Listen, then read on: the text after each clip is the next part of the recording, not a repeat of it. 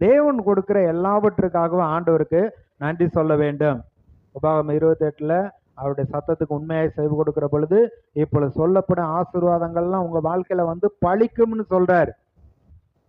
ஆசீர்வாதம், குடும்பம், பிள்ளைகள், ஆடு மாடு, உயர்வு, மேன்மை எல்லாம் வந்து அதுக்காக ஆண்டவருக்கு நன்றி சொல்ல வேண்டும்.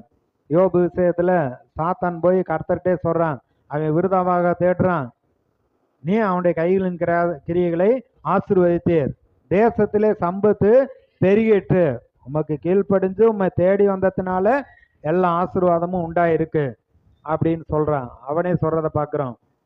அடுத்து கர்த்தரை தேடுகிறவர்களுக்கு அவர் தக்க பலன் அளிக்கிறார். முதலாவது தேவனுடைய ராஜ்யத்தையும் அவருடைய நீதியும் தேடுங்கள், எல்லாம் கூட கொடுக்கப்படும் என்று சொல்லுகிறார். ஜெபம் பண்றப்ப ஆண்டவரை தேடுகிறேன், என் வாழ்க்கையில எந்த குறைவும் வரக்கூடாது, குறைவை நிறைவாக்குகிற பொழுது ஆண்டவரே உமக்கு நான் நன்றி சொல்லுகிறேன் என்று அப்படி சொல்ல வேண்டும். ஐஸ்வர்யவனாக வேண்டும் என்று பிரயாசப்படாதே, சுய புத்தியை சாராதே, இல்லாமல் போகும் பொருட்கள் மேல் உன் கண்களை பறக்க விடுவானேன், அது கழுகை போல சிறகுகளை தனக்கு உண்டு பண்ணி கொண்டு ஆகாய மார்க்கமாய் பறந்து போகும்.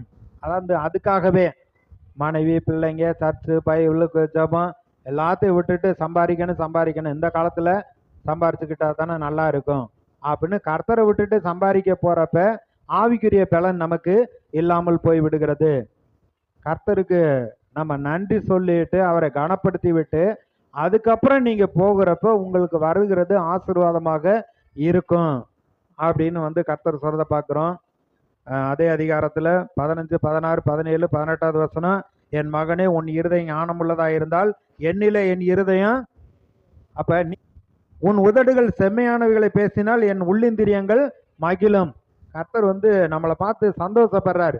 என் பிள்ளை இந்த வேலையை, இந்த தாளந்து திறமை இருக்குது, இதை செய்யுது, இதன் மூலமா நான் பெருக்கத்தை ஆசீர்வாதத்தை கொடுக்க போறேன்னு சொல்றாரு.